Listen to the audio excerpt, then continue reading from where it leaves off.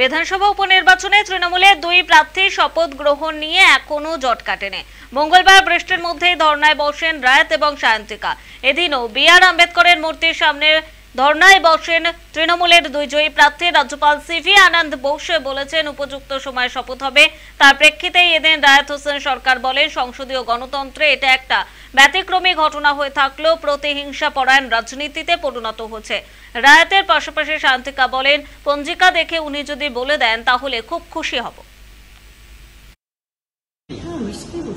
এখন কি মনে হচ্ছে যে উনি হয়তো চাইছেন যে পঞ্জিকা দেখে হয়তো পঞ্জিকা ঠিক টাইমটা ঠিক যাচ্ছে না, হয়তো এরকম একটা কিছু হতে পারে, বা উনি কি চাইছেন আপনারা বুঝতে পারছেন, বা গোটা ভারতবর্ষ আজকে বুঝতে পারছে না যে উনি কি চাইছেন।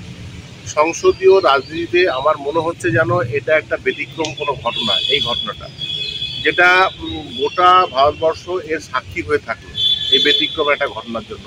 এটা নিছকই একটা আমার মনে হচ্ছে যেন একটা প্রতিহিংসা পরায়ণ রাজনীতিতে পরিণত হয়েছে। যে একজন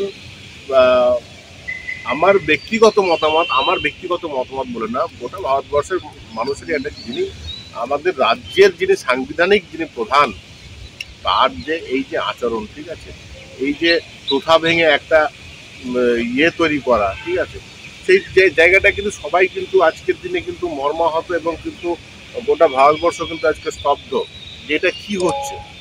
আজকে গণতন্ত্রের উপর কিন্তু আঘাত আনা হচ্ছে। দেখি ওনার পঞ্জিকাতে কখন দিনক্ষণ বেরোয়, ওনার পঞ্জিকা একটু চেক করে উনি যদি আমাদের বলে দেন যে অমুক তারিখে, তাহলে খুব খুশি হব। পুজো দিতে গেলেও ঠাকুরমশাই পঞ্জিকাটা দেখে বলে দেয় এই তিথি এই ক্ষণ বলে দেয়। উনিও তাহলে ওনার পঞ্জিকাটা, মাননীয় রাজ্যপাল পঞ্জিকা নাম ওটাতে দেখে বলে দিক যে কখন দিন আর ক্ষণ বেরোবে। আমরা তো অপেক্ষা করেই আছি, বলে দিলেই হলো। আমরা জানি যে অমুক তারিখে হবে, ঠিক আছে, আমরা আমাদের প্রতিবাদ বন্ধ করে দেবো।